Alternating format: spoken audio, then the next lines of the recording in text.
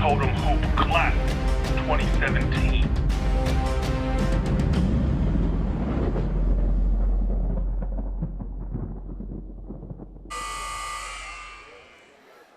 Welcome to Ross Sheppard High School on the 25th Annual Totem Hoop Classic from Edmonton, Alberta, Canada.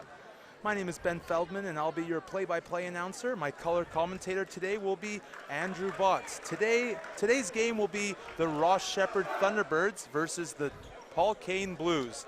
This is an ICU video production procast. We have Rob Zitlau on camera and Kevin Kyle on replays. We are very excited to be procasting this game from our fantastic new gym here at the school. Andrew, thanks for joining me here. We got tip-off starting up right away here as Shep looks to play their first game, opening up the men's side of the Totem Hoop Classic. Yeah, we got a decent crowd here for the first game for the boys match. We'll see what it brings. Yeah, looks to be a good game here. Another, Shep has had 3 games before this as a warm-up in the ability round.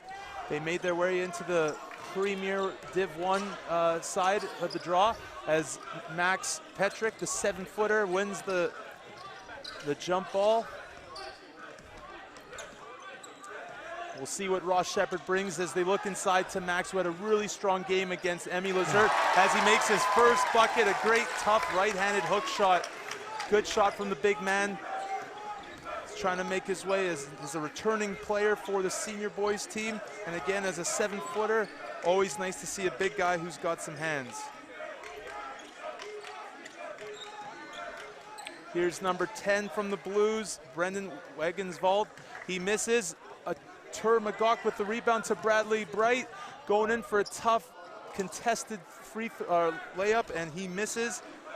Grabbing the ball and bringing up the ball is number 13, Aiden Kelly. He dishes it off to number 15, and it gets denied by the big man. And correct me, but he's actually 6'10", but we'll round up. We'll give him the 7 foot. It's just easier to say that, but. Sounds better too. Yeah, absolutely. Much more impressive. Tur McGock giving some pressure on the inbounder as Grayson Youngs picks up the turnover. Tough layup, gets it to go. Good start for Shep as they have a 4-0 lead. A minute 10 into the first quarter of the men's side of play. Bradley Bright with some great defense, and he looks to pick up, he almost gets the steal. But instead he picks up the foul. Number 9, Bradley Bright, that's his first personal foul.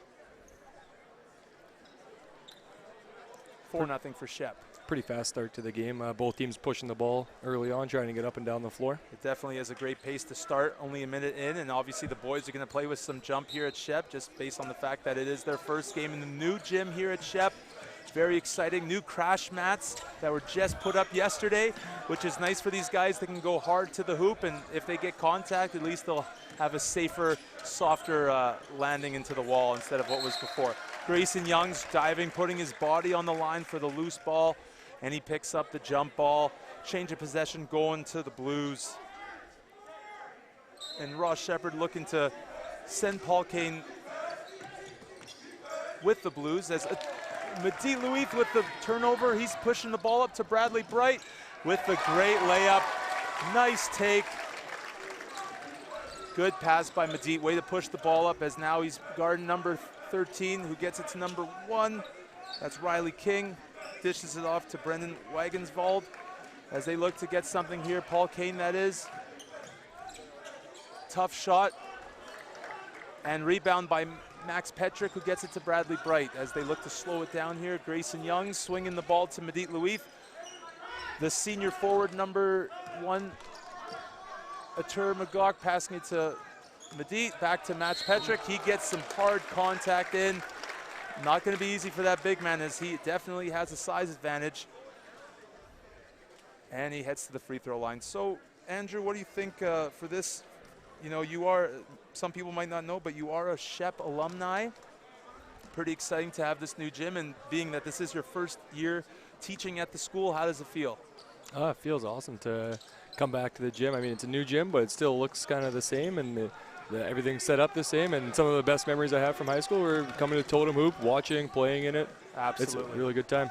Yeah, I feel the same way, buddy. Petrick misses both free throws. Number 13 back with the ball. That's Aiden Kelly. Dishes off to number 7, Jack McPherson. And we have number 1, Atur Magog, picking up his first foul of the game. Jack McPherson making his way to the line, trying to get some points on the board for the Paul Kane Blues. He is a lefty. First attempt is no good.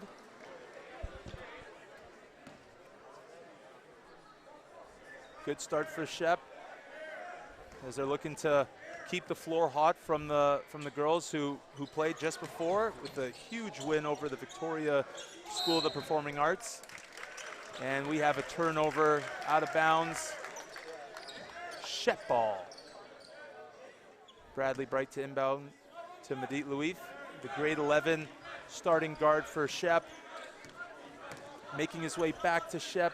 Had a tough year last year, but he's back. And Shep here looks to run a great set play for Max Petrick. The great hook shot going right, just comes up short.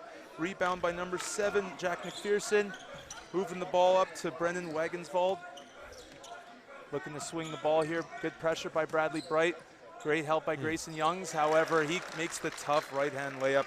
Being that he is lefty, I'll say that is tough, but normally that wouldn't be the case.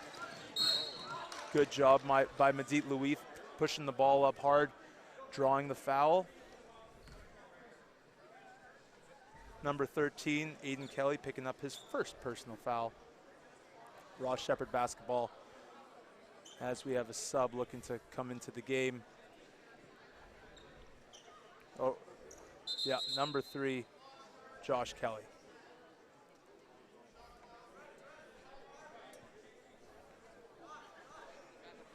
This is quite the facility, as Ross Sheppard is hosting their first Totem Hoop in this new gym, as it was under construction last year.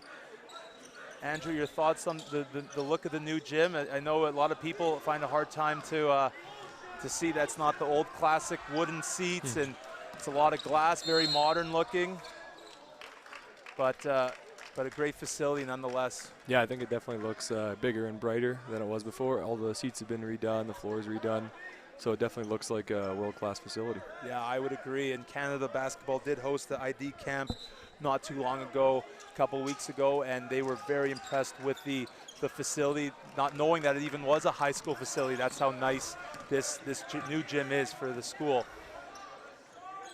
Shep struggling from the line early, and Paul Kane now makes it a 6-4 game. T-Bird still winning. Owen Cook with the putback there. Tough look. Here comes Grayson Young, swinging it to Bradley Bright, looking to get going back for Shep. The tough go, great basket again, flexing his arms. He's pretty excited, I think. Would you agree there, Bots? Yeah, I would say so. Good hands there by Medit Louif. He's got great length. Oh, as he goes for the dunk. Wow, great effort. And you know what? Very, very nice to see that aggressive take to the hoop, which you don't normally see. Yeah, that's what you want when you're pushing the ball in transition. Get to the rim if you can, take it hard. Decent defensive play there by Paul Kane. As we can see on this replay, he almost hammers it down. That's almost a poster. I don't know if he has many of those, but that's one he'll definitely be thinking about, and his friends will for sure be questioning him about, because that was just within reach of him. But honestly, great to see that young man take it to the basket like that. 9-4 for Ross Sheppard, as we have Keon Moore, the senior player, 3rd year in a row he'll be playing here for Dave Youngs. As Medit Louif with the steal, another steal. He's going, let's see if he tries this time, and he gets it! The 2-hand flush. Great job by Medit Louif, and again, it's so deceiving. He is so lengthy. He's a lanky player, and he's looking to get more cookies, as it seems. He's hyped. He's excited for this. Yeah, he's really using their defense to kickstart their offense, getting steals, going out in transition. No kidding. It's great to see Shep looking to push, and Atur Magog, he's a dunker. There it is, and another flush for Atur Magog. A quick timeout called by the Paul Kane Blues. Ross Sheppard, 13-4, and a fantastic start for Dave Youngs and his Thunderbirds team. As we see here, first with Medit Louis taking it to the rim, the two-hand flush, and you know what? That just goes to show how hard he's been working in the gym. I talked to his trainer, who's at the school, Alex Tonzi, about his workout routine, and he's one of the hardest workers at Shep. And Andrew, you do happen to teach the class. Medit's not in your class, but you know, what would you say about Alex Tonzi and the program he runs here at the school? Yeah, he sets up and runs our strength and conditioning sports performance class. Does a great job getting the kids to really buy in and work their butts off for the class, and they really see the improvement. Yeah, absolutely, and that improvement doesn't come at an easy cost to the kids, as they are sacrificing their bodies and doing a lot of Olympic movement that is very new and very different for them. So the fact that these kids have really bought into this program and what Alex Tonzi is preaching to them, it just shows, you know, how strong the athletics here at Shep is. 13-4, Ross Sheppard beating the Paul Kane Blues as of now. 4.5 minutes left to go in this first quarter, and again, a great start for Shep, converting on a couple great defensive plays, good hard work, moving their feet. And Shep is deep, and you would agree, Andrew, that this Ross Sheppard basketball team is incredibly deep. And it's always nice to see, and you know, you played for Coach Youngs, as number 7, Jack McPherson, makes the tough layup in. How important is that depth, you know, especially, you know, this is the beginning of the year, but think about later when, you know, we're getting close to provincials, and before that's the city championships. How important is that depth to have? Well, yeah, you've seen it early on in the season too. The teams are able to hang with them for first 5 minutes or a first quarter, but they just get the subs in, they get the guys rolling, and they got so many guys playing that can play at a high level that it just wears teams down. Absolutely, Shep is very deep. As we look to see if we can get a alley-oop dunk for a Termakok, he just comes up short. Ross Shep has tried to get that play going numerous times this year. As I said earlier, they were in the ability round, and they did find their way successful in it as they made their way to the Premier League, Division I League. Bradley Bright going in tough, and here we go, subs coming into play. Number 2, Uriel Atigla, and number 8, Peter Dang. Both players not at Shep as of last year. Both are senior players in their first year here at the school. I don't know if you've seen much about of Uriel there, Andrew, but if you have, what do you know of his game? I just heard he's a real defensive stopper. Guys are really struggling to penetrate around him from the outside, and he's a tough player to beat, and he just really works hard defensively. And you will notice that right now as he picks up the ball right at half. He has great defense, and before that, Bradley Bright with the tough reverse layup. Great 2 points for him. You know, the refs are looking to let some physicality go in this game. And again, number 7, Jack McPherson, he's a player here for the Blues. And again, he's a lefty, so we'll look for him to see if he keeps on producing for this team. As Uriel Atigla swings it around to Keon Moore, back to Bradley Bright. Good, not quite the best effort by Uriel Atigla, which is very rare for him, who does sacrifice his body a lot, but that ball was making its way out of bounds rather quickly. As number 10, aware that it's not a mistake. He is a man of 2 first names, I guess. And Wayne Odhiambo makes his way into the game. Oh, we have a pull-up 3 here by number 3. That is Joshua Kelly, comes up short. Uriel Atigla with the ball, gets it to Keon Moore, and like I said, the 3-year senior player looking to finish off his career as a T-Bird in a positive way. Good rebound there by, oh, you know what, that's actually Emmanuel Green. He has a brother on this team, and that would be number 12, Wayne Odhiambo, but Emmanuel, they look very similar, but don't be fooled, they are 2 different people, and both bring the same component to this game, which is size and athleticism. As you saw there with that play. So Emmanuel Green will look to shoot 2 free throws. Shep not showing the greatest signs of a good free throw shooting team, but Emmanuel Green does make his first one. Something that will be important for these T-Birds later in the season, as you know, their size and athleticism will definitely pay the price as they find their way to the line. Emmanuel Green missing his second. Ross Sheppard 16, Paul Kane 11. Jack McPherson with a nice crossover, dishes to number 9. Ryan Holmes as he misses. Peter Dang bringing up the ball to Emmanuel Green. Big man just comes up short. Rebound by number 3, Joshua Kelly. And again, number 7, Jack McPherson bringing up the ball.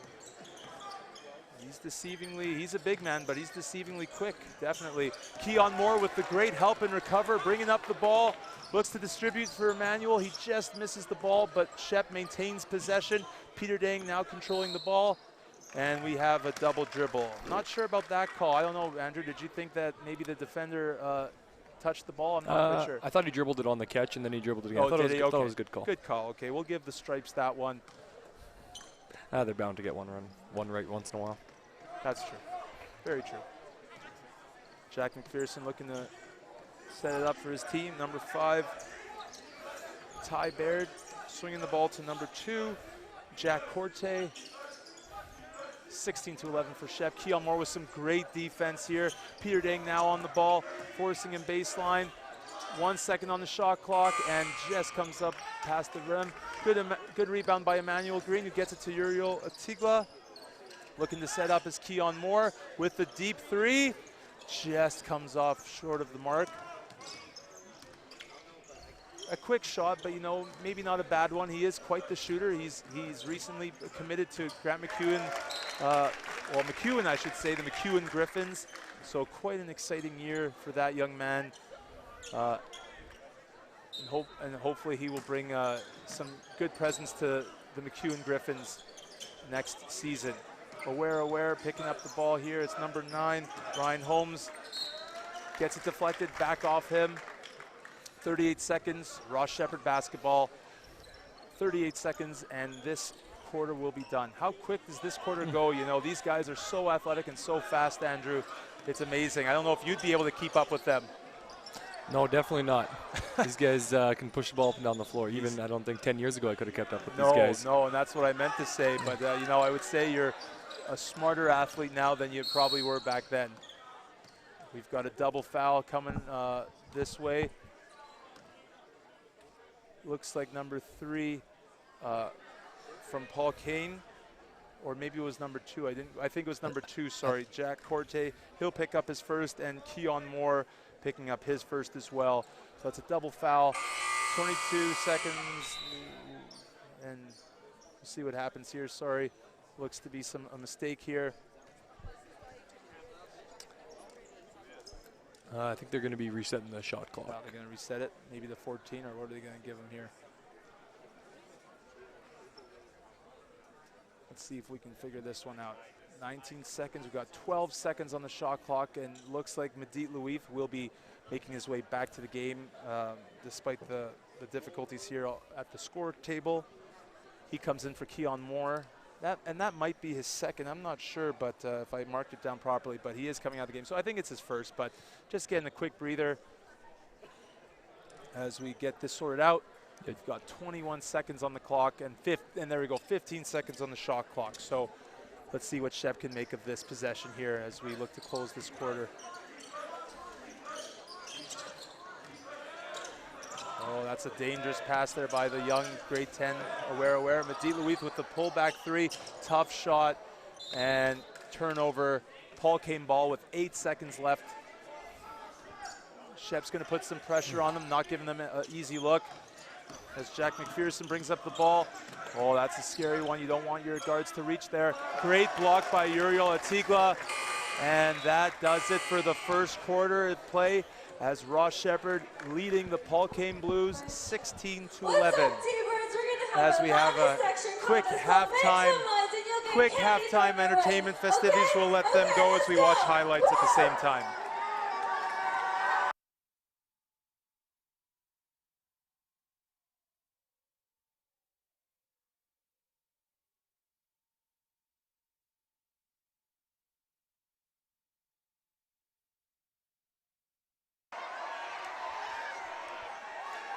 a new addition to the Totem Hoop Classic, as we have the leadership and SU students throwing out some candy to the loudest sections here at Shep.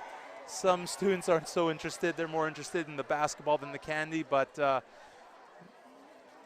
yes, there are some who do like it, especially some of our junior boys basketball team. As you know, myself and Andrew Botts, we do coach the junior boys basketball, and you know, I think what would you say about the importance of running a program here at Shep where, you know, there seems to be a lot of continuation coming from the junior program to the senior program? Yeah, I think it really helps because players get a chance to play on the junior team and develop their skills, kind of see what the Shep basketball program is all about. And then hopefully, you know, we're trying to get kids to play at the next level, that senior, and then hopefully after that as well. You yourself personally, you did play your grade 10 year with Coach Mike Lina, who was with me to commentate the last game. And like I said, you played grade 10, and then you were lucky enough to get that call up, and you went with the provincial. You went to provincials, which was actually held in Edmonton at Jasper Place High School, where Ross Sheppard did end up winning their 5th provincial championship under Coach Dave Youngs, which would actually be Shep's 8th in total.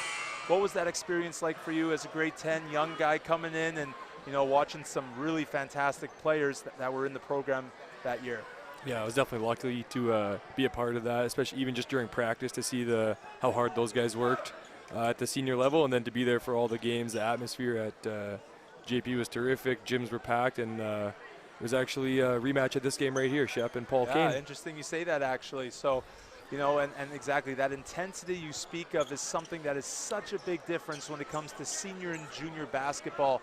The seniors definitely have such a greater work ethic, but at the same time, that maturity also probably helps quite a bit here as we're underway in the second quarter of action.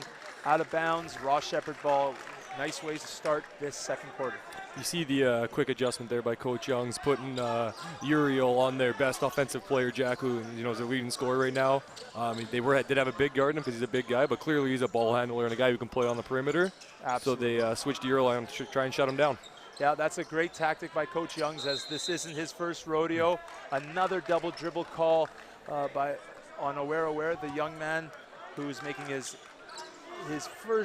getting his first look here in the Totem Hoop Classic. This, again, is the 25th year of it running, which is really exciting for this school, being that the new gym is up and ready.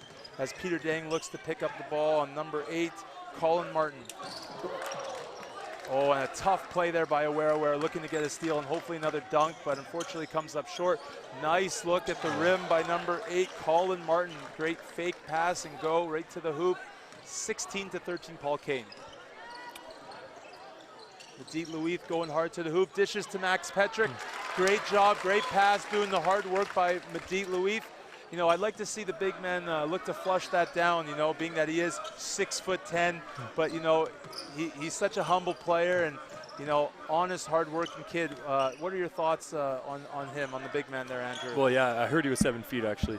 Yes, but, we'll say 7 feet. We'll keep it at that. But, yeah, I mean, he's a hard-working kid, and, you know, he's definitely improved a lot since his grade 10 year last year when he was playing seniors and even as well. Absolutely, and even before that, his grade 9 year coming from our feeder school at Westminster, you know, he's greatly improved, and his size has obviously taken off, as we have number 5, Stian Gleddy make his first appearance into the game, and again another grade 10 player for Dave Youngs and his senior boys basketball team, as they get a great defensive stop and a shot clock violation. 8.5 minutes to go here in the second quarter. 18-13, Ross Sheppard leading the Paul Kane Blues. Uriel Atigla to Medit Louith, who gets it to Stian Geddy. He dishes to Aware. Great penetration, great look by Uriel. Atigla and Petrick comes up short. Shep looking to grab the loose ball. We'll have a jump ball, and the ball's going to Ross Sheppard. Yeah, looking at this, looks like Paul Kane's got a pretty young team as well, with a few of their starters that look like they'll be returning next year. So they look like they'll have a pretty bright future as well. Absolutely, and that's something to note, because the Ross Sheppard team, also a very young team. They have numerous returners from last year, and has Max Petrick, the big man, with the great finish. You know, the confidence of this kid You know, last year watching him play, it seems that he's completely grown, and I think that just has come with the experience of playing. You know, I think he was a late bloomer into the game of basketball, which is surprising being that he is so big. But nonetheless, the big man definitely has played a big role for the Ross Sheppard Thunderbirds this season. 20-13 Shep. As Aiden Kelly looks to run the tempo here. The shot here, and a miss. Good rebound by Medit Louith, who's, like I said, deceivingly lanky. Goes up hard, great athletic attempt at the hoop, unfortunately comes up short. Aiden Kelly now bringing up the ball as Aware putting some pressure. Stian Getty, great backdoor pass. Oh, and the tough one. That's gonna go on number 2, Uriel Atikla on the reach. As Max Petrick was in great help side position to swat that away, as you see there on the replay. And we have our grade 12 senior player, Atur McGough, making his way back to the floor, taking out Aware as Uriel Atigla picks up his second personal foul.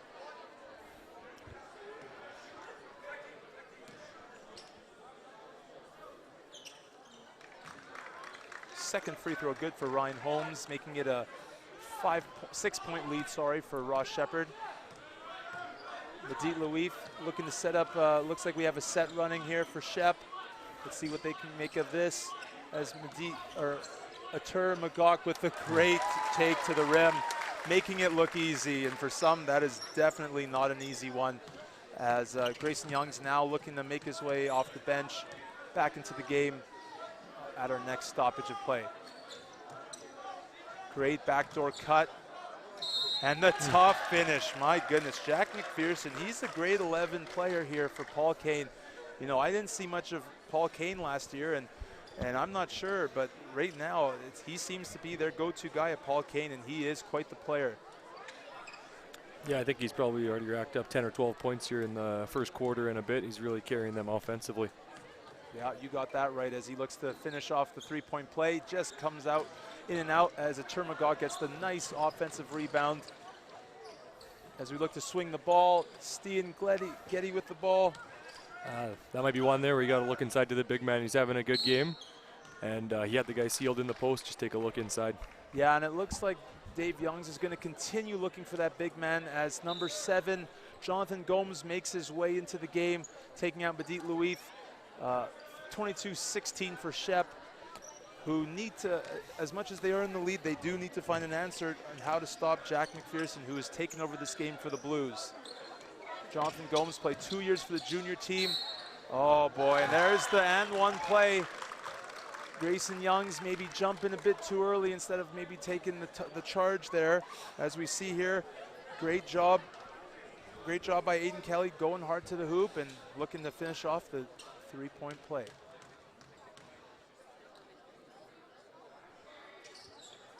The basket is good.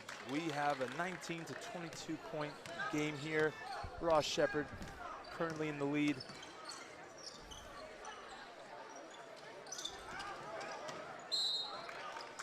And we have an out of bounds play. You know, that's a tough one there. You know, it's nice to see that aggression by Atur to try to get to the hoop, but not quite the best angle and not much room there as he was pretty low on the baseline.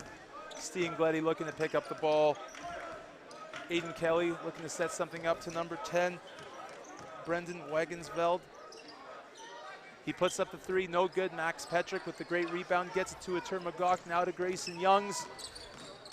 Ooh, great move by Grayson. Oh, wow, good effort. Oh, Grayson could look to go up there maybe in the paint, but nonetheless gets the ball and gets some composure for Shep as they look to run something. Atur McGough now to Gleddy. Good job by Grayson Youngs on the great read. Just to the right of the basket. Max Petrick cleans it up and off the backboard. 24 to 19 for Shep. We have a technical foul here on number 9 from Paul Kane. That's Ryan Holmes. Don't know what that was about, but he obviously was a bit frustrated on that. Oh yeah, looks like Max Petrick might have gotten away with a little bit of a hook there on that offensive rebound, as Grayson Youngs, son of head coach Dave Youngs, will be shooting this free throw.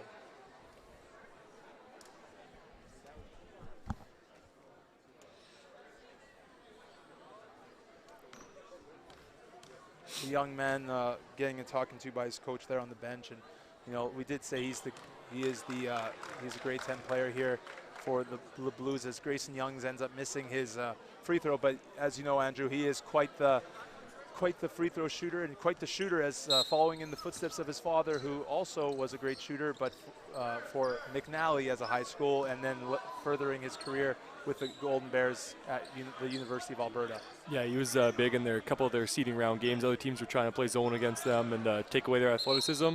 And he was able to get through that zone by hitting the outside shot. Yeah, that's definitely a zone buster when you have a couple great shooters, as Grayson Youngs is. As Shep looks inside to Max Petrick, I mean, why not? The big man having a great start to this first half, but he picks up the offensive foul. Grayson Youngs picking up defense on Brendan Wagensveld. Great backdoor cut, but looks to be just off of the Thunderbirds. Continues to be Paul Kane ball. 12 seconds on the shot clock as they look to set up something here.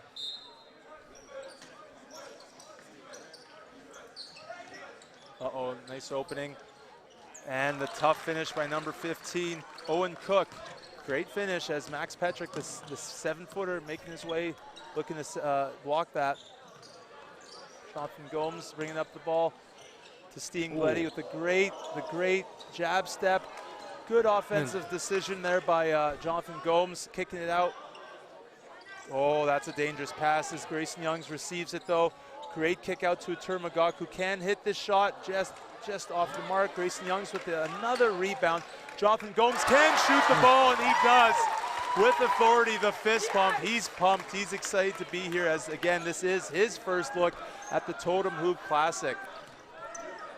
Yeah, a couple of good offensive rebounds there for Shep to keep that possession alive. That's a very positive possession for the T-Birds.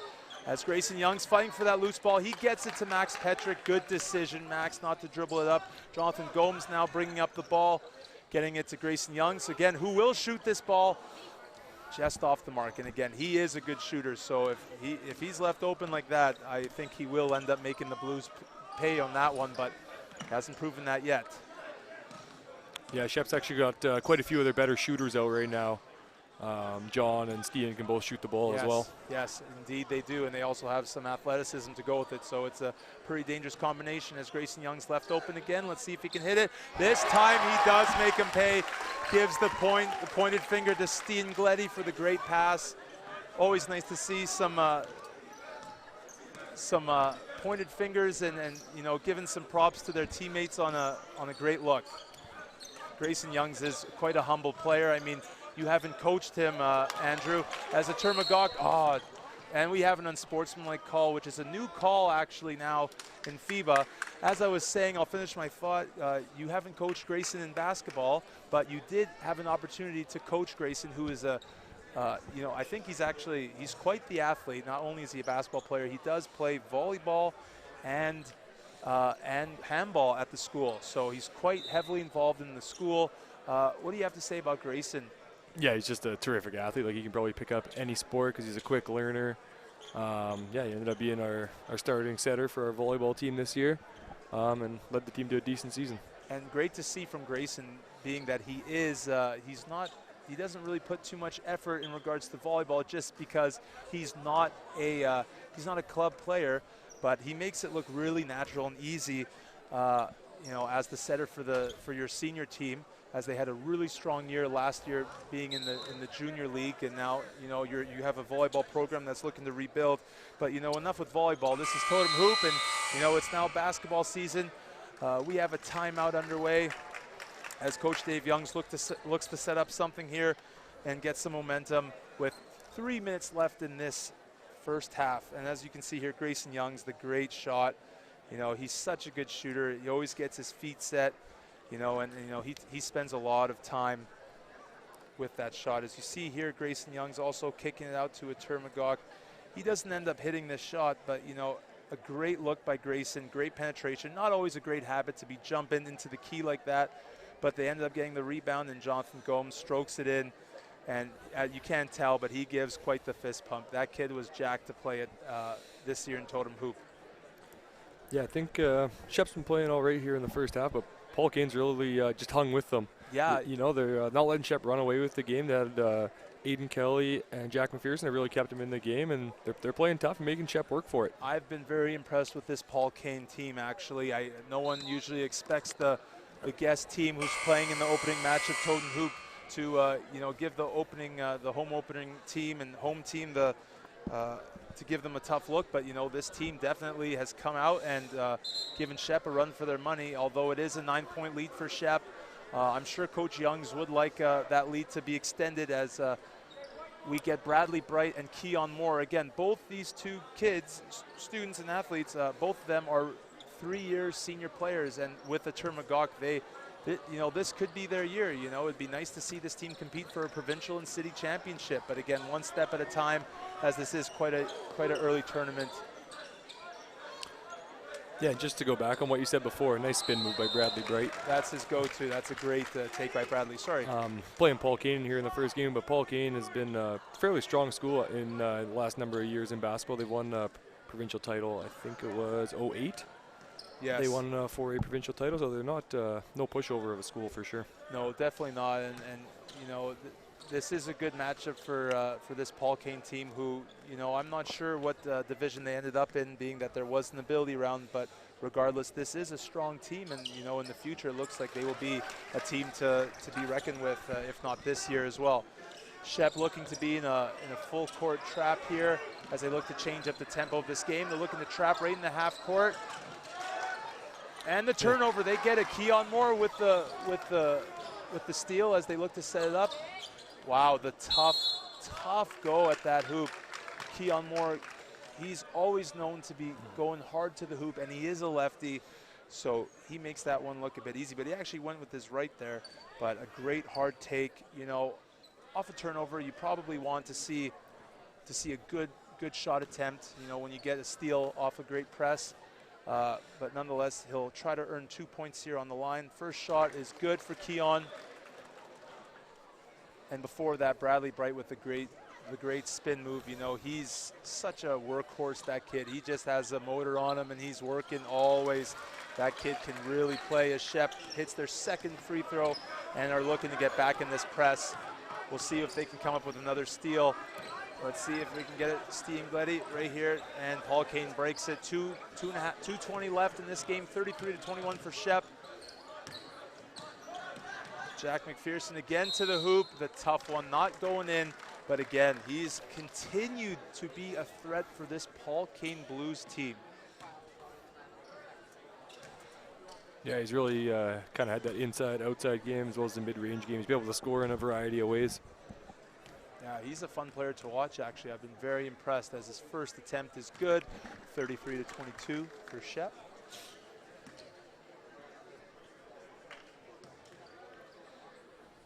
Medit Louif looking to make his way back into the game as the second free throw is good.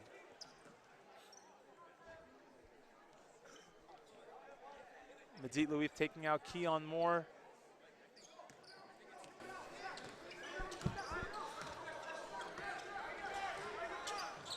Medit Louif passing the ball to Grayson Youngs. They're looking to run a set play here. Grayson, good composure, getting it to Termagok, back to Bradley inside, kicks it out to Medit Louif, comes up short. Bradley Bright again, that workhorse, he's getting that offensive rebound, and Medit Louif looks to set up and give the T-Birds another look at a basket here as Bradley gets the bucket, or he gets the pass here. Great pass to a Termagok, the cutting a Termagok. And again, that kid has hops. He can fly.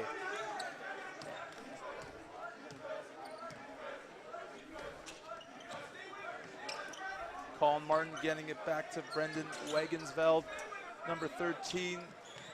Aiden Kelly off the mark. Bradley Bright pushing up to Grayson Youngs. Tries to save it, he doesn't. Paul Kane ball. That's a frustrating one as a coach to see. You get a great look and you turn it over, but nonetheless, a minute left, second quarter, just about to be finished. And a turnover by 13, Aiden Kelly. 54 seconds left, Shep with a 12-point lead. Medit Louif to inbound to Stian Gleddy.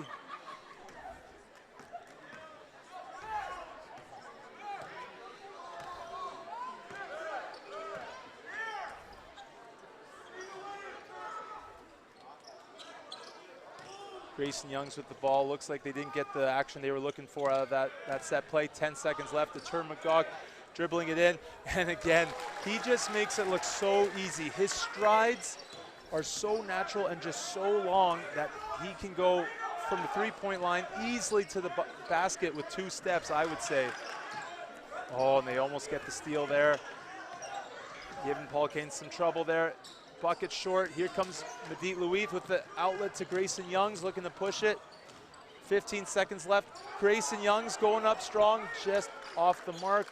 10 seconds left. Great choice by Grayson. You know, that's a tough bucket.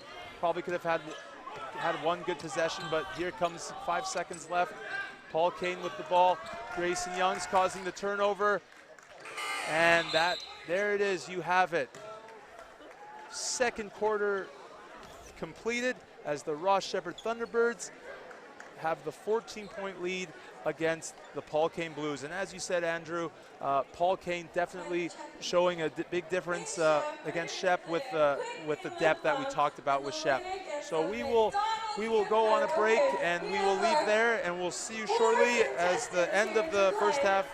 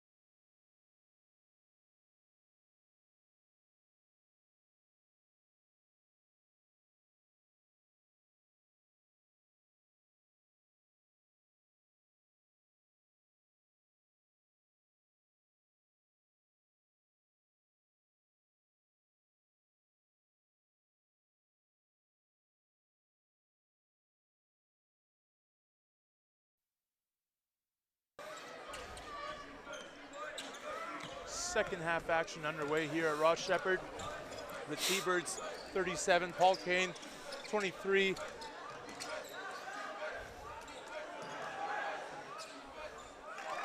Good bucket there by number 15, Owen Cook. We have a technical foul. I think it was Atur McGough that got hit with the technical there. Wow, that's quite rare from Atur, as he is quite the gentleman off the court and showing some emotion. Who knows what he said, but regardless. Yeah, I didn't quite catch a number, but it was a one-hand number, so it was either Atur or Medit. Okay, well, we'll see now who makes his way off. Looks like, well, maybe it was Medit actually, yeah. And that's the second technical he's taken actually, so he's showing some emotion, but that's the second technical he's taken in the last number of games. So not a good sign though, but emotional, which is good, but can't lose your cool, that's for sure. Yeah, now, do you know if Coach Youngs has a rule, if you get a technical, you're subbed out? Is that the standard that he's set? I would assume so. I think that's quite common in our program. I mean, that's something I've always done, so who knows, maybe that'll spark Paul Kane or Shep, who knows, but regardless, 28-37 now. Shep still in the lead as they look to get the ball into Max Petrick. Atur McGough with the ball. Some great crossovers. Tough get to the hoop, but draws the contact. He's going to the line. Quick start in the second half here for Paul Kane, getting the bucket and then hitting the technical free throw as well. Close the gap down a little bit. Yeah, that's a nice way to start this quarter if you're coaching this team. That's what you want, but Atur McGough hitting his first free throw. Shep has struggled shooting the free throw this game today, so hopefully that's a problem that can be addressed soon, because again, that's something that's going to be important down the stretch later in the season as Atur McGough hits both free throws. Shep back into their full court press here. Let's see what they can make out of this. Oh, that's an over and back. Yeah, I thought the refs were going to let that one slide, but a little late on the whistle. A little late, but looks like you would have made the call for him. So. Well, I am sitting right at the half-court line, so pretty easy call from where I am. It is. But most of them are. Well, maybe you should join the Stripes crew, you know, or Foot Locker is hiring, usually during the holiday season. As Keon Moore kicks it out to Bradley Bright. Comes up short and out of bounds, going Paul Kane. Good strong take by Bradley there, but he's got to finish that one at the rim. Yeah, that's one he's going to want back. He is quite good at finishing around the hoop, so that's one he'll definitely not miss too often. And Paul Kane beats this press, and the turnover there, which is, you know, obviously that changes the pace of the play, which is something definitely Coach Youngs is looking to do purposefully.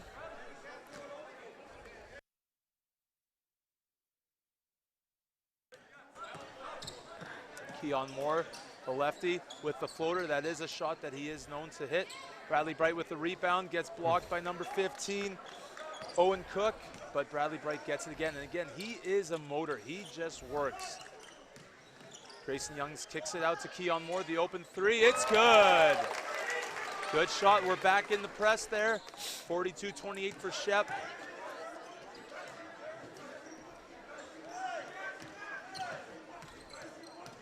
Good job by Shep, making it tougher for Paul Kane to get a rhythm into their offenses. Now the shot clock's at 10 seconds, and they're just getting set up. So that's a great tactic by Coach Youngs as we have a foul on the play. Foul on, I'm not quite sure who that foul was on, but Coach Youngs is kind of a head scratcher, so not liking that call. I think it went on number 6, Grayson Youngs, okay, with the push. Yeah, Coach Young's not liking that call, but nonetheless, it's done, it's made, but he's looking for it to go both ways. Foul calls early, just this quarter, just 2-1 in favor of Paul Kane, who has the one foul.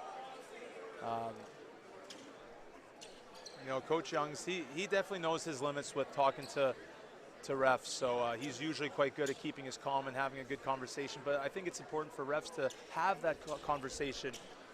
Most of the time, some of the refs, they're avoiding, you know, that contact with the coach when they just have a question, but again, I guess it depends on how the coach approaches the situation. Good defense by Bradley Bright, denying that backdoor cut by the dangerous Jack McPherson for this game. Great help side by Grayson Youngs. Termagog picking up the ball.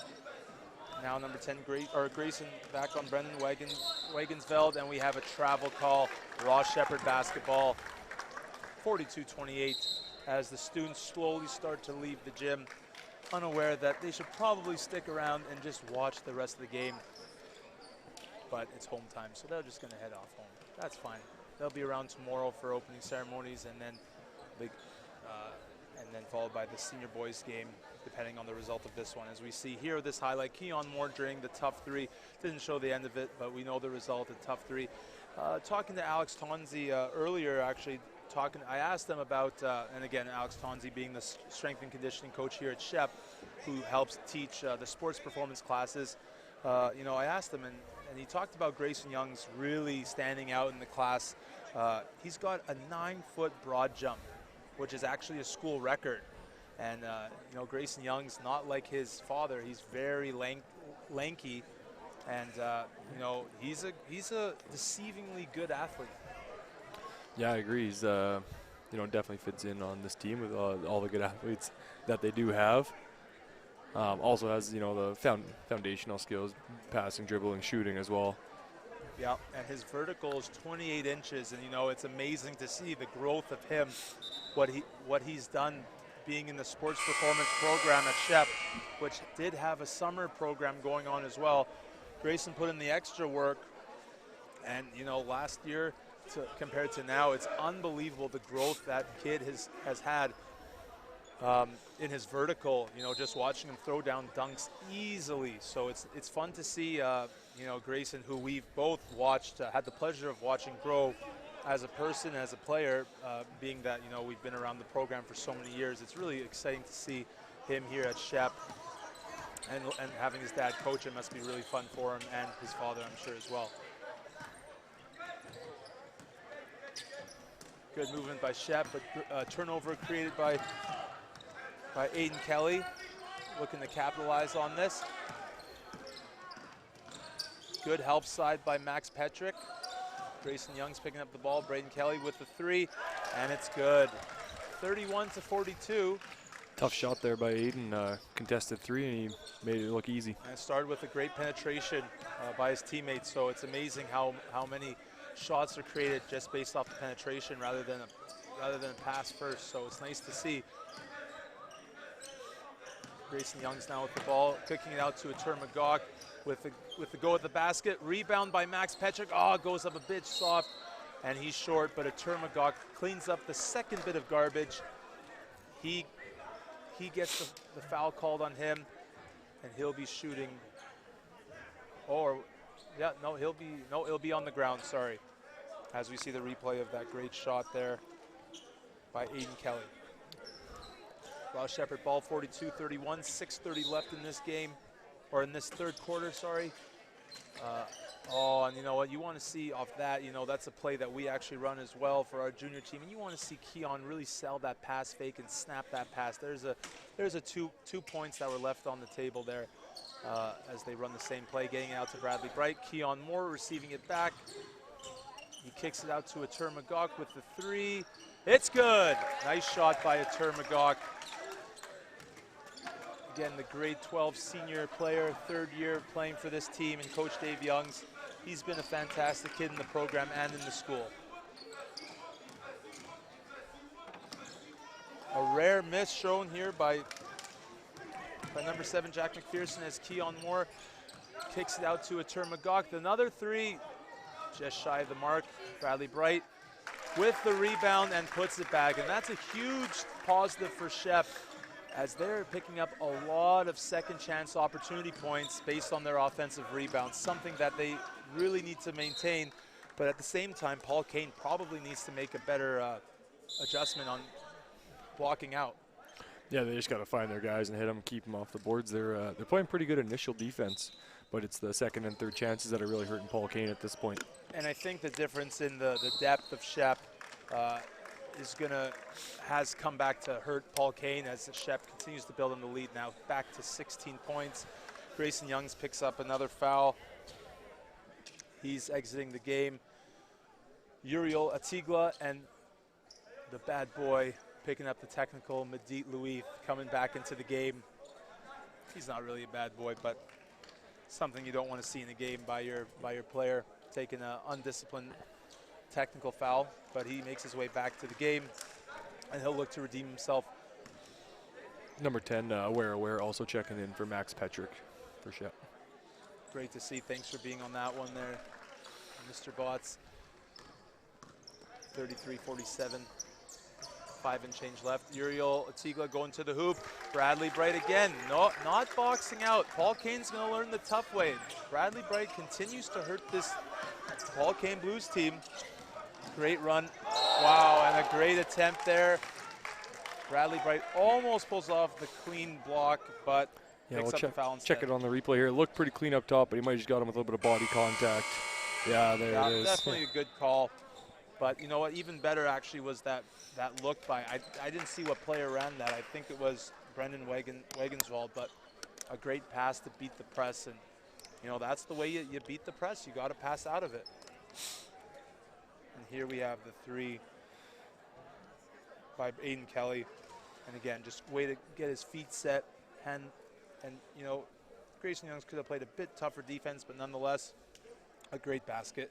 And here we have a Magog with a three beforehand. If you were coaching right now, if you were Coach Dave Youngs, you know, being that this game isn't over and it's a 16-point game, you know, Andrew, what would you be telling the boys? I think I'd probably just keep the press on, keep the game at a fast pace, and try to run them into the ground a little bit. The more you can keep the pressure on them, try to see if they'll crack. Paul Kane, I mean, we said it in the first half as well, like they're just doing enough to kind of hang on, and hopefully they're going to try and put one run together to get back into this game. Yeah, I've definitely been impressed with this Paul Kane Blues team. You know what? Again, I'm not sure if they're in the Division 1 or Division 2 side of the pool play. They're Division 2, I would assume. But you know what? Definitely a team that in the future will be one to be worried about, especially with grade 11 Jack McPherson, who's definitely shown that he's been a strong player for this team. I'm just going to get my stats guy to check what division Paul Kane's going to be in. We'll get the stats guy. That's always nice. You know, we pay him extra.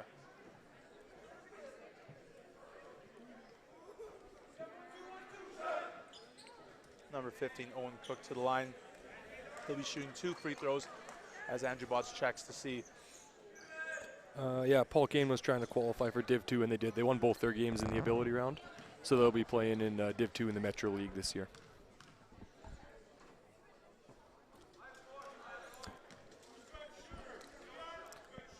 First free throw off the mark for Owen Cook.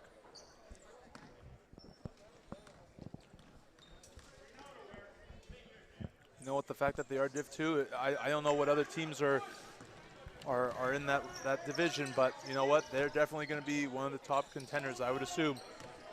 As we see some zone here from Paul Kane. Yeah, it looks like a 2-3 zone that they're putting. 2-3 zone. Keon Moore looking to shoot his way out of it. He misses. Good offensive rebound by Uriel there to tap it out to Aware with the finish. You know, this is the one thing that should worry Paul Kane. You know, maybe it is a good tactic to slow down Shep into the 2-3. However, they have had issues with boxing them out, and that's a bit tougher usually for teams in a zone because, again, you're not guarding a defender, you're guarding a zone. So we'll see if they can make that adjustment. But Aiden Kelly comes up short. Medit Louis picks up the ball to Uriel Atigla, who just is a bit out of control there. As you can tell, just an extra step. 33-51 for Ross Sheppard. Nice board by Aware. Doesn't box out, but uses his athleticism to get that ball. Tough pass and just out of bounds. And you know, right there is just a sign of a young player. And again, he is in grade 10, but a young player trying to make his mark on this team. And you know, he will have a role on this Thunderbird team, but just a common, you know, grade 10 mistake, just going a bit too hard. Probably should come to a 2-foot stop there. But the idea was right. The idea was definitely there.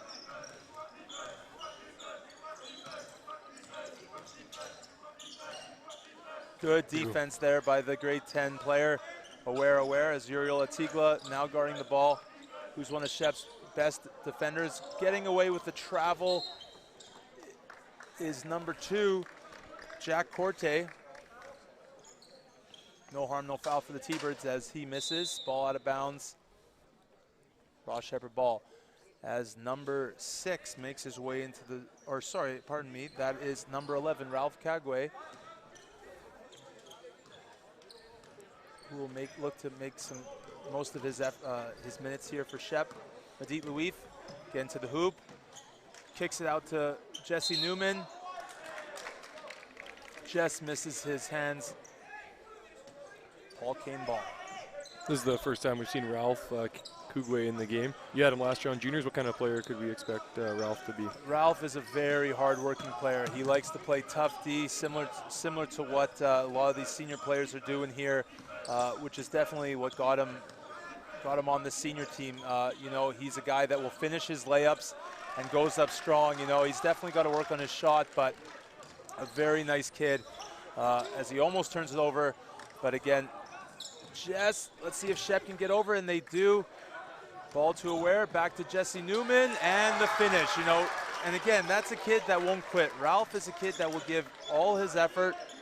And I'll tell you what, other than Grayson Youngs, he was in the gym every single day working out with Alex Tonzi, our strength and conditioning coach. So, you know, that's a kid who definitely has seen the benefits of working out with our sports performance program. So, you know, something that he'll look to build upon for this team this season.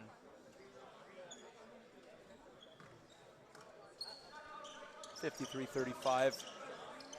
2.5 minutes to go in this game, and we have a travel. You know, it's funny when you see the refs call that one. It looks sometimes like they're going to call a charge, but they'll call the travel first, and you know, it's a nice way for Jason McPherson to not pick up another foul. Not that he's in foul trouble, but a good try nonetheless. 35-53. Unfortunately, that means you'll have to wait in order to get that foot-long sub from No Subway. kidding. Yeah, he was promised. He was promised that sub from assistant coach Thomas Howden, a former teammate of yours, I guess, because he did play on the senior team, but that was his grade 11 year, no, 12 year, sorry. So yes, but yes, he was a teammate of yours. But assistant coach Thomas Howden promising anyone on that team who picks up a charge that they will get a foot-long sub. So very nice of the coach, and nonetheless, you know, a little bit of bribery can go a long way. And before that, Aware with a great three-point shot. And again, that's something that's really going to help these T-Birds out. You know, as deep as they are, it's nice that they have those grade 10 kids who can actually come on this team and play meaningful minutes. You know, and there's several other players that the Thunderbirds senior team actually decided to pass on, and you know, we've been fortunate enough to get these players. You know, what have you seen from the kids that we have on our team there, Andrew? Yeah, I think we got terrific athletes on our team for a junior team. I think at a lot of other schools they probably would have been on their senior team. Absolutely. But we got, you know, I feel like we're a pretty deep team. Our season hasn't started yet, so we got to see how we stack up against some of the other teams. But so far, I think we'll be okay this year. Yeah, I agree, and we're really excited to have our boys who are actually pretty much all sitting with each other here in front of us. On their best behavior, of course. But yes, and you know what, as deep as we are and the type of kids we have on our team, you know, I'm confident in saying that they will go on to play for the senior team after our year, and will do they will have a positive impact on that team next year, as there will be numerous returners to the senior team. How many senior we have on the returning for the Shep senior team next year would be we got 7 guys who will be coming back on the seniors, and quite a few of those guys actually play pretty good minutes, so they will have a pretty experienced team next year. That's exciting for Coach Youngs. As we see the and one by, is that Jack None again? other but Jack McPherson. Yeah. The tough one to fall, and again, going with his offhand, his right contact after, and he gets the and, he's looking to pick up the and one here.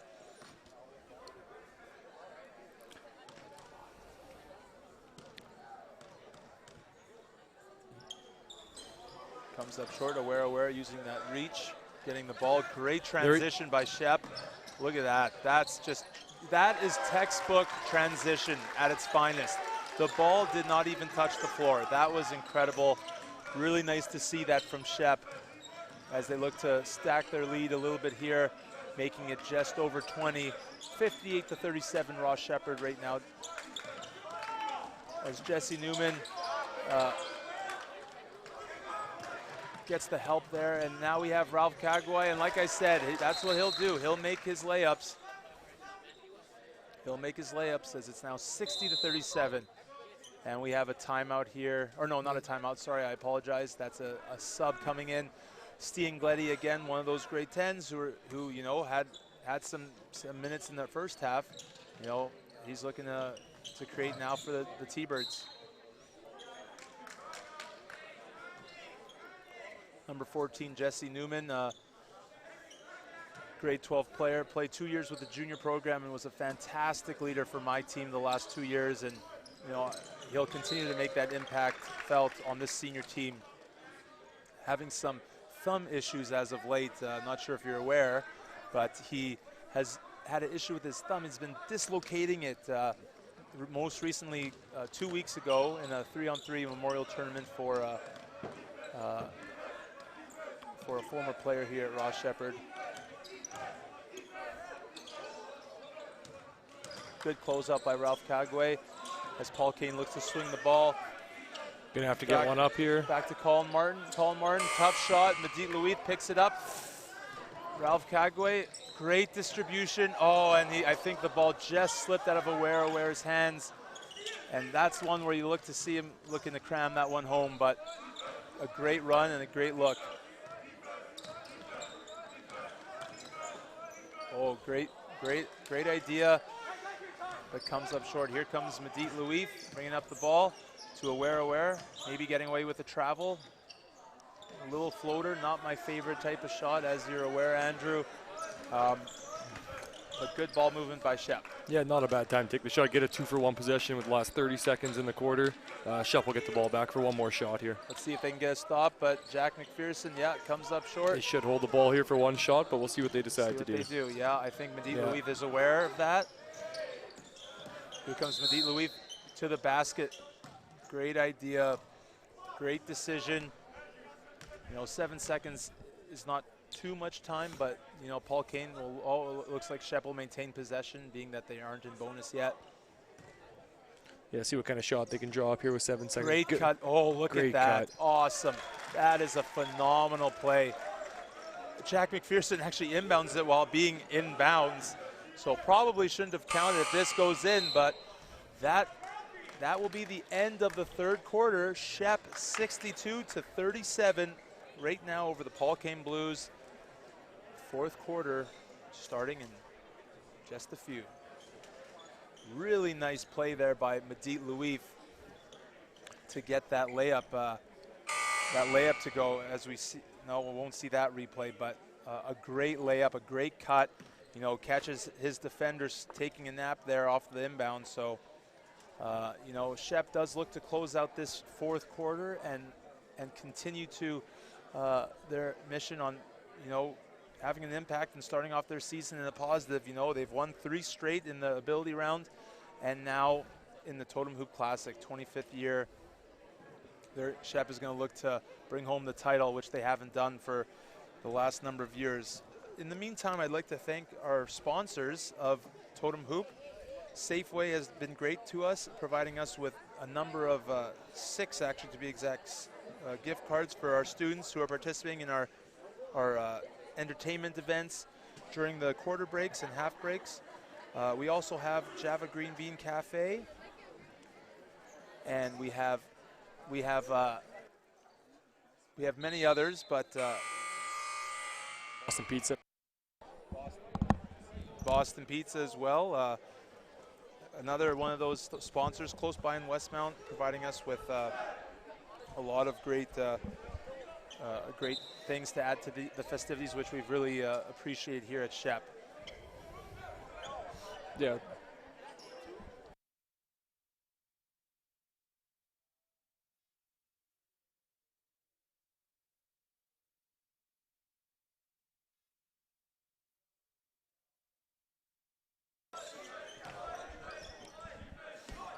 Aware with the 3. And number 12, Wayne Odhiambo, making his way into the game, making his presence felt early on, 17 seconds in, as he picks up the offensive rebound, getting that foul drawn on him. There it is, oh, too bad, great inbound play. We have a blocking call. I don't know about that one, that's a questionable one, but. Yeah, I didn't see it. Seemed like a pretty good screen set by Wayne there, but the ref obviously saw something. Yeah, we'll give him the benefit of the doubt, as some fresh players do make their way into the lineup for T-Birds. Tough layup go by Riley King, as Medit Louif, who picked up a technical foul earlier in this game. Great attempt by Ralph Kagway to keep the ball in play. Medit Louif penetrating, drawing the foul. Drawing the second team foul for Paul Kane. Shep looking to finish this fourth quarter in a positive and, rest up and get ready for the festivities tomorrow. Miscue there on the inbounds. Aware looking to swing the ball. Ralph Kagway now to Stian Gleddy. Good decision from Stian. Pass comes up short.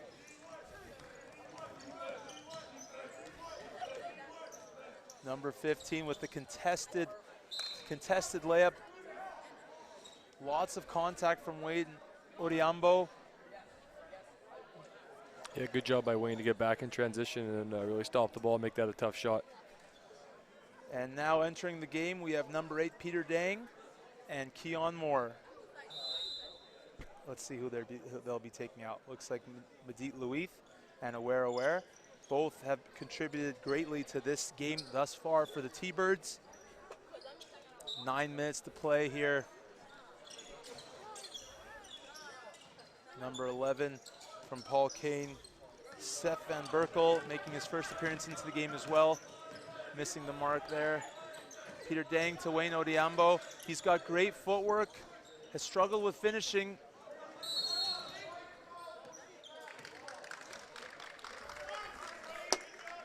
Tough call there. Shep had multiple looks at the basket with the offensive rebounding, but they called Wayne Odhiambo over the back. Yeah, and that's the right call to make. And I've seen this a couple times here from Shep as they're trying to do the one-hand putback. And it hasn't proven to be effective for the team. Sometimes you like to see the basic fundamentals and just finish with 2 hands, or grab the ball with 2 hands, come down, and then just go right back up. But that being said, it hasn't cost Shep yet, but in the future against the teams like the Ainleys, the O'Learys, and the JPs, that could be costly. 2 points, it's hard to leave 2 points on the table. 8.5 to go. Seth Van Berkel inbounding the ball to Brendan Wagensveld. Wayne Odhiambo picking up his foul, his second foul of the game. Quick foul, as he's probably only played 1 minute, but the big man, he's going to look to make his presence felt and try to earn some playing time, as there's 15 players for the Thunderbirds, and it's nice to see everyone has made their way into the game for Shep. A trend that probably won't continue, but we'll see what happens in the future. Second free throw good. Yeah, both teams are going to have to just keep moving their feet here on defense. The refs are calling a pretty tight game. Paul Kane already in the bonus with over 8 minutes to go in the quarter, as well as having a couple fouls themselves. So both teams have to clean up their defense a little bit. Got that right, Andrew. And we'll see a bunch of the players come in for Shep, as they have played quite a few games in the last few nights. So in total, this will be a busy first week of December, as Shep played 2 games earlier this week on Monday and Tuesday. And then they have this tournament, so Thursday, Friday, Saturday, that'll be 5 games. And then on the Sunday morning, they leave on a decent trip, I guess you would say, to Hawaii, which will be a great team building trip for both the senior girls and boys. Stian Gleddy kicking it out to Keon Moore. 7 seconds on the shot clock, trying to create something. The pullback, no good. Peter Dang attempting to save it. Paul Kane ball. Yeah, good ball movement in the offense there. Probably had an open shot a little bit sooner and settled for a tougher shot later in the shot clock. Yeah, you're not getting style points, so maybe just keep it simple there. But Keon Moore is a good shooter, and he does tend to hit some tough shots. As Keon does make it up for it by diving for that loose ball, and that's a great thing to see from the three-year player for Shep. He is coming off the bench now, as Steen Gleddy misses that three-point attempt, rebound by Peter Dang.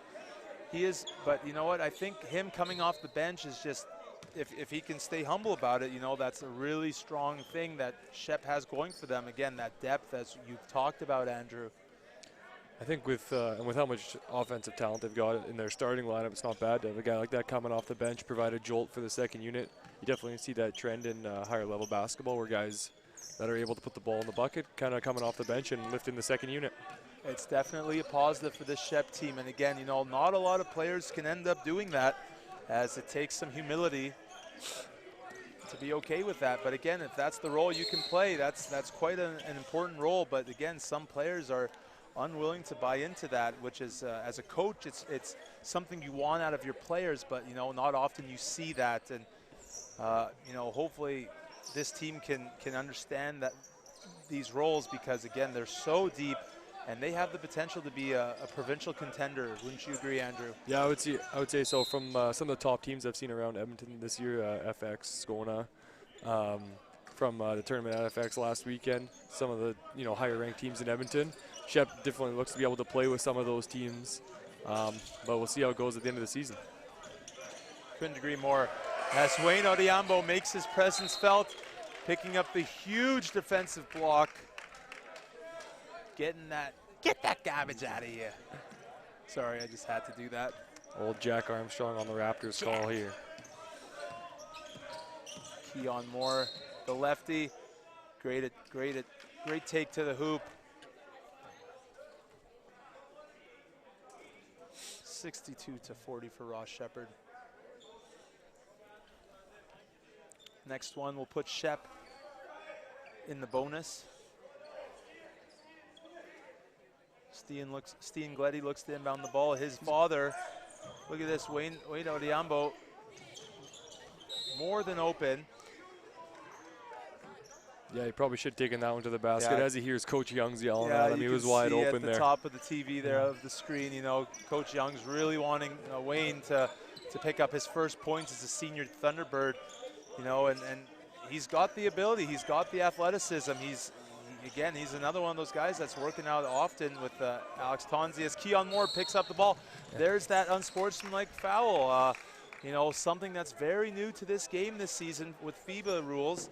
What are your thoughts on that, Andrew? I actually like the rule. I mean, you shouldn't be able to stop the flow of the game just to stop the other team from getting a point. You're taking away their advantage. So hopefully this will encourage players to let players go or try to make a play for the ball, picking up a block or making a good defensive play instead of just bailing their team out by hacking a guy at half court. I absolutely agree. That's not, we want to see these basketball calls stay within the game, and you want to see those attempts at the ball. It really keeps the pace going, and I think that's something FIBA's really striving for. But as we spoke earlier, me and Mike Lina at the game before, sometimes there's some decisions with FIBA, as great as some of the rule changes have been, the 24-second shot clock, at this age is not very much time for these kids to get an offense. And as you see in the U.S., as we have a 3-second violation in the U.S., like I said previous, a lot of states don't have a shot clock, and that really changes the pace of the game. So, and I don't even know if that's a positive, but the old NCAA rules, I do think the 30-second shot clock really does promote good offense within the game. But it is what it is. I would agree with that. This kind of challenges players to be a little more creative offensively and to push the pace a little bit. I don't know if that's the way we want basketball to be played, but it makes for a more exciting game. And just even going back to the clear path foul, when guys are just fouling guys in transition, that takes away, as you see the nice layup from Peter Dang, takes away some of the chase down blocks and the dunks that, probably the only time you're going to see that in a high school game.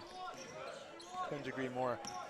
Ross Shep 65, Paul Kane 42. 5.5 to go in this main gym, this beautiful, might I add, main gym here at Ross Sheppard. And as alumni, you know, the gym has such a new feel to it, and you know, sometimes it's hard to get used to that new look. You know, a lot of people are a big fan of, you know, keeping the tradition of the older things, but at the same time, you know, it's an exciting thing for these kids to have this amazing new facility, brand new, very clear, high definition screens.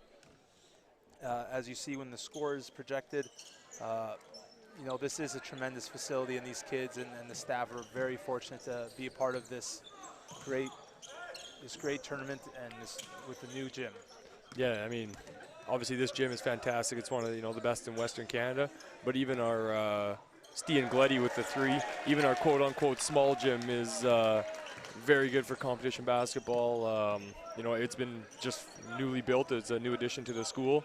So we're glad to have both of these high-quality gyms. Yeah, it's definitely going to take some time for us older phys ed staff or former alumni to stop referring to the 2 gyms as the big and the small gym, because actually, in fact, the new gym, which is the North Gym, technically has more floor space than this very large gym, or that the South Gym has that we're broadcasting from, which is hard to realize, but you know, it's amazing to know that. But you know, definitely with the change of times, we'll have to change with that. There's your fun fact of the day. Brought to you by Pfeifendeckel, providing Totem Hoop with great pies every year for 25 years. Okay, probably not 25 years, but they've given us some pies the last couple of years, and we absolutely love them. Yeah, unfortunately, Feldman eats them all and no one else gets any, but that's the way it goes. I know, don't tell anyone. As Jonathan Gomes picks up another great layup there. No one's listening anyway. So. Yeah, perfect.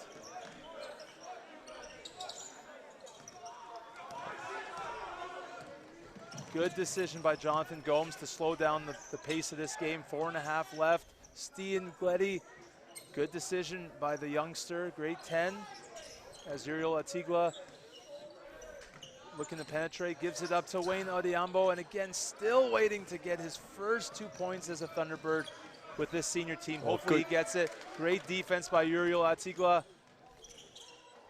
He doesn't get the layup to fall. Peter Dang cleans it up.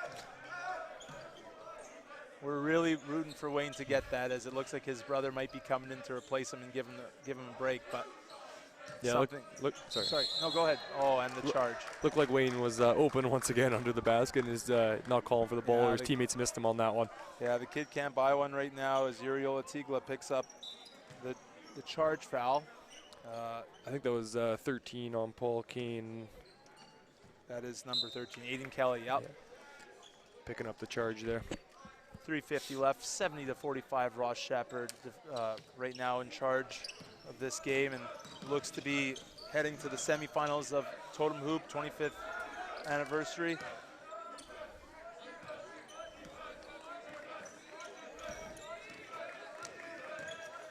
Peter Dang challenging number 6.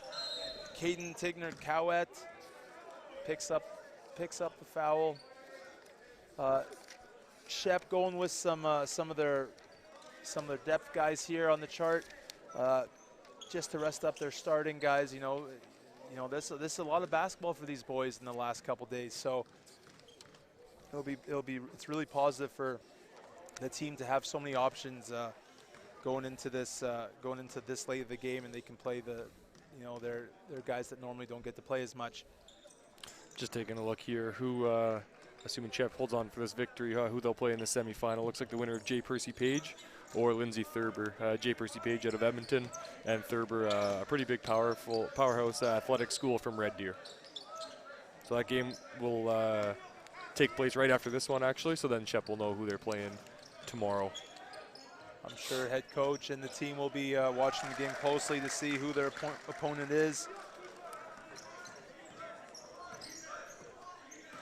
Last year, Ross Sheppard was the runner-up in the 24th edition of the Totem Hoop Classic. losing to McGrath, who is not back this year. Stiengletti with the 3, looking to make it another one. He comes up short. Emmanuel Green, great rebound. And again, such size and strength from the grade 11 player. So Shep was the runner-up last year in a tough finals against McGrath. This year, they're definitely going to look to make their way back to the finals and hopefully look to get that championship, which they haven't won in quite a few years. So it'll be interesting to see the last time winning in 2014 and 2013.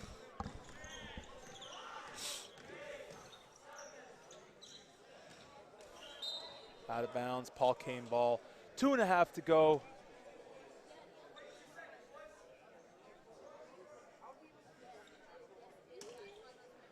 Jesse Newman guarding the ball on the inbound. And the open shot for number 14, Turgay Avaz, who looks to make his impact felt in those first minutes for this game. As Emmanuel Green, another great layup. You know, I will say about Emmanuel, you know, he does sometimes struggle to finish under the basket, but my goodness, does that kid have great footwork. Yeah, you really saw it there on that post move, able to lift his defender up in the air, and then a little baby hook from the middle of the key. It's great to see that from Emmanuel, who I think will be someone that Shep will definitely need to look at to make an impact, you know, when the season progresses. Yeah, you would assume he'll be in that backup center role behind Max Petrick, who's obviously the big man's going to be their starter. I would imagine that. But you think Emmanuel and Wayne, probably those guys coming off the bench that are going to have to step up. Yeah, it would be nice to have as those options for Coach Dave Youngs, who, you know, has been at the school for the extent of this Totem Hoop. I mean, this tournament, it's been, I think Dave Youngs has been coaching here for 25 years, so it's quite a special time for Dave. As Stiengletti misses that floating shot that I am definitely not a fan of. And, you know, I was just thinking to myself before that, you know, Stiengletti, despite that shot, you know, he is such a fundamentally sound player. His father, Nevin Gleddy, who's also on the bench as an assistant coach, he's been a great addition for this team. Has Emmanuel Green with a huge rejection, not a clean one, but a great attempt. Yeah, Nevin definitely growing up in that basketball family. Nevin, his dad coached, used to coach in the CIS or the U Sports now, and I believe his Uncle Doug was also a CIS coach. Yeah, I believe so. Yeah, definitely got that tradition in his family of being a basketball player. Basketball roots run deep with Stien, who's the grade 10 player for Shep, number 5, and again, he's not the flashiest of kids, but he does the right thing. And you know, as our previous coach, Mike Lina, who was with us before broadcasting the senior girls game, as Ralph Kagoy just misses the open layup or the contested layup. You know, the fundamentals are the windamentals. You know, it's so important to see, you know, kids who are fundamentally sound. And Stiengletti is definitely one of those kids. This roster on the floor right now for the Thunderbirds, aside from Stiengletti, is basically some of my team from last year. So it's exciting for me as a coach to see Stiengletti missing that open layup. He's going to want that one back as he grins his way back on defense. Yeah, a little bit of a tough pass there. By the time he caught it, he was right under the basket. It's a nice-looking pull-up from Paul Kane there, but just rimmed out. 49 seconds left in this one. Shep up 24 as they look to close it out. Great pivot by Emmanuel Green, kicks it out, but he'll have a 3-second call. And again, that type of footwork is, you know, I think the big man is quite rare. You don't see that as often, you know, big men right now, because the game has changed so much, being that there's such a focus on shooting threes and penetration. So it's nice to see that footwork by Emmanuel Green as he picks up the rebound. Gets it to Ralph Kagwe with 26 seconds left on the clock. Jonathan Gomes will look to shoot it. Yeah, you definitely saw the athleticism of Emmanuel. They were getting up for that block on the last one, getting his fingertips on the ball coming from the help side. Yeah, he's been, like I said, I think that's a player that Dave Youngs and this Ross Sheppard basketball team will really look to see step up and take a big role on this team in the future. You know, this is a long season. Basketball, you know, is one of the longest seasons, and And you know, this team goes that whole time, you know, during Christmas break. They're going to the ever so popular Sugar Bowl tournament in Raymond, Alberta, which you've been to many a times. Yeah, I've been down to Raymond a few times. That's a great tournament. You get to bill it with the families of the players. They host you there in their house. It's an amazing tournament to witness. Yeah, it's the atmosphere there is unbelievable. The whole town really comes out. Used to play in the old church building. Absolutely. And that was quite the event. And there you have it, folks. The final score of today's game: Ross Sheppard 74, Paul Kane 50. I'd like to thank our color commentator Andrew Botts. Our cameraman was Rob Zitlau. Kevin Kyle was on replays. My name is Ben Feldman and I was your play-by-play announcer. This was an ICU video production procast. Thanks for watching from Ross Sheppard High School and the 25th Totem Hoop Classic from Edmonton, Alberta, Canada. Enjoy your evening, and we look forward to hopefully seeing you all tomorrow for the semifinals, as the senior boys, Ross Sheppard, awaits their opponent, and that game, the senior boys will be playing at 12:30 tomorrow, and the girls will be following after at 2:30. My name is Ben Feldman. Good night.